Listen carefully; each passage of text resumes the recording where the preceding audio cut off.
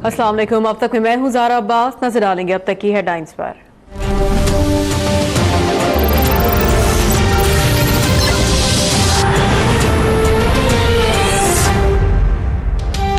जो काम chief justice साहब का नहीं वो उस तरफ ना जाएं। 18 लाख जेर इल्तवा मुकदमात पर तवज्जो दी जाए।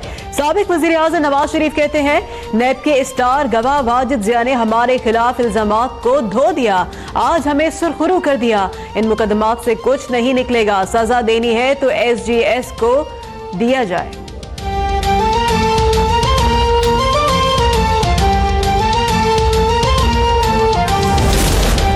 नवाज शरीफ की ऑफशोर कंपनियों और लंदन फ्लैट्स के मालिक होने का कोई सबूत नहीं। Nawaz Sharif gulf steel mills के मालिक भी नहीं।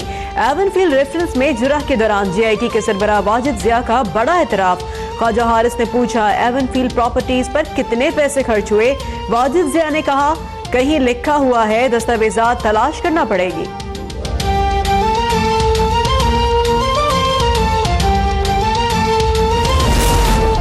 व्हाट्सएप JIT का एजेंडे के तहत रिपोर्ट तैयार करना आसान, अदालत में उन चालाकियों का दिफा करना नामुमकिन है। झूठ की उम्र बहुत छोटी होती है। मरियम नवाज कहती है पहले ही कहा था मुखालिफिन इंतजार करें, वाजिद जिया खुद हमारे हक में बयान देंगे। वजीर आजम शाहिद खाकान अब्बासी ने चीफ जस्टिस से मुलाकात पर काबीना को एतमाद में ले लिया। चीफ जस्टिस कहते हैं उम्मीद है वजीर आजम से मुलाकात के बाद मामला जल्द हल हो जाएंगे। इस्लामाबाद के अस्पताल से मुतालिक केस में कहा अब अदालती अहकामात पर तेजी से अमल दरामद हो रहा है, इंशाअल्लाह अब कुछ नहीं रुकेगा।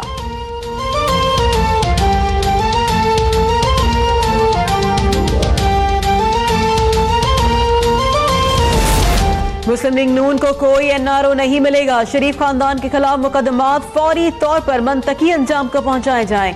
चेयरमैन तहरीक इंसाफ इमरान खान का मुतालबा। कहा जो कहता है वजीर आजम मैं नहीं तो वजीर आजम नवाज शरीफ है, वो किस हैसियत में मुलाकातें कर रहा है।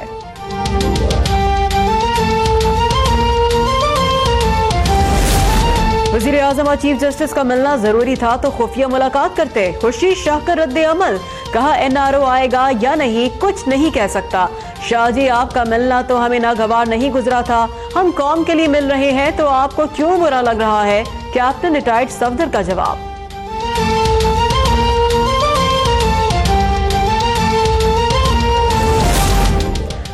बाजवा डॉक्ट्राइन का किसी NRO अदालती मामलात या 18वीं तरमीम से कोई ताल्लुक नहीं। तर्जुमान पाक फौज का दो टोक पैगाम। वाज़े किया कि इंतखाबात कराना और उसका वक्त देना आर्मी चीफ नहीं बल्कि इलेक्शन कमीशन का काम है। आर्मी चीफ और वज़ीर आला पंजाब की 72 घंटों में 2 खुफिया मुलाकातों की खबरों में भी कोई सदाकत नहीं। भारत खत्ते में गैर जिम्मेदार रियासत का किरदार अदा कर रहा है। हमारे आम की ख्वाहिश को कमजोरी ना समझा जाए। DGI SPR की वार्निंग। कहा पाकिस्तान को शक की निगाह से देखा गया तो आम कोशिशों को नुकसान पहुंचेगा। तर्जुमान पाक फौज ने सबसे पहला चैलेंज CPAC की तकमील और उसका तहफ़्फ़ुज़ करार दे दिया। कहा कराची में अब कोई नो गो एरिया बचा है, ना शट डाउन हड़ताल का तस्वुर है।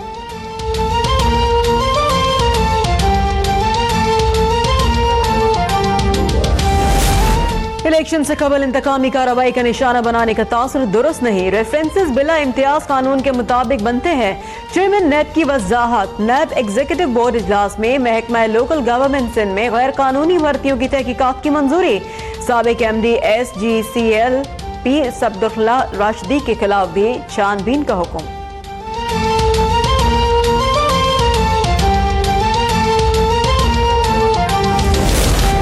एहतसाब के मकासद कुछ और हैं। कौम को पैगाम दिया जा रहा है कि सियासतदान काम नहीं करते, सिर्फ लूट मार करते हैं।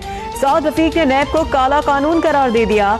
नैब ऑफिस लाहौर में पेशी के बाद बोले एक दूसरे के खिलाफ इल्जामात किसी के मफाद में नहीं, अंदरूनी लड़ाइयों को खत्म करना होगा। नैब ने फवाद हसन फवाद को कल सुबह 11 बजे तलब कर लिया।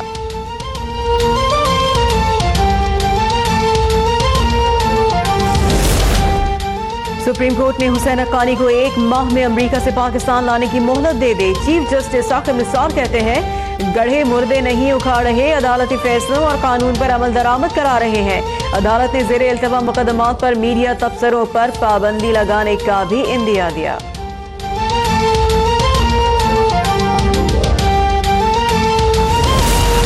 वफाकी काबीना ने सऊदी अरब और चीन के साथ सजा याफ्ता अफराद की हवालगी से मुतालिक मुआहदे की मंजूरी दे दी। इजलास में इंसानी स्मगलिंग की रोकथाम के हवाले से कानून भी मंजूर।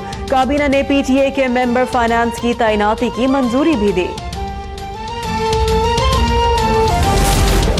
सेनेट इलेक्शन में सरमाया लुटाकर जमहूरियत के मुंह पर बदनुमा दाग लगा दिया गया। इलेक्शन कमीशन को आंखें खोलने की जरूरत है।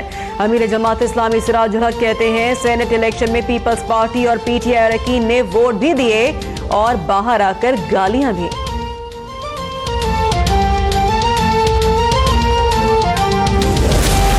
सक्कर की खजूर मार्केट में गोदाम की छत गिर गई, 11 अफराद जान बहक, 13 जख्मी हो गए। मलबे तले अब भी मुतादिद अफराद के दबे होने का खदशा। इमदादी कार्रवाइयों में पाक फौज के जवान भी शरीक।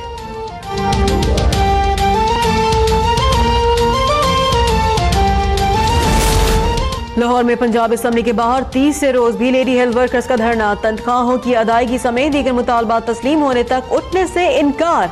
शहरियों को सख्त मुश्किलात। अतराफ की सड़कों पर भी ट्रैफिक का शदीद दबाव।